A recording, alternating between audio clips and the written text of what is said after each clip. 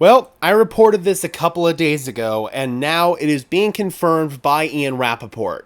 The Denver Broncos are indeed expected to move on from respected 8-year veteran running back Samaje Perine.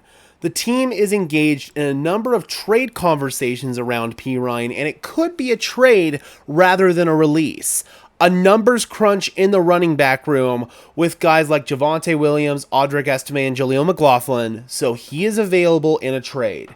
We talked about in a video that I put out, I believe it was on Saturday, that Samaje Perine was going to be showcased potentially for a trade, but they didn't need to showcase him in the preseason finale. He was ultimately inactive, and now it is clear that the Broncos are indeed going to move on.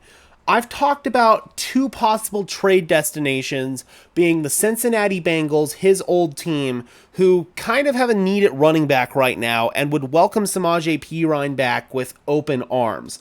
Another possibility is the Houston Texans. If they were to move on from Dameon Pierce as their RB2, they could possibly bring in Samaje Perine, who would be a quality RB2 who has played with Joe Mixon before, both in college at Oklahoma as well as in Cincinnati. So those are two possible options.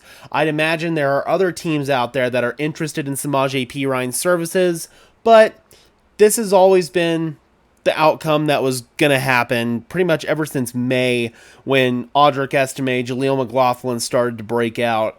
The reporting was heading into training camp that it was essentially going to be a battle for a roster spot between Perine and Javonte Williams, and Williams obviously ran away with it. Williams looks fantastic out there. So the Broncos, moving on from Perine, who was a big part of the offense last year, had almost 500 yards through the air, was a nice piece on the ground as well, solid third down back, solid pass catcher out of the backfield.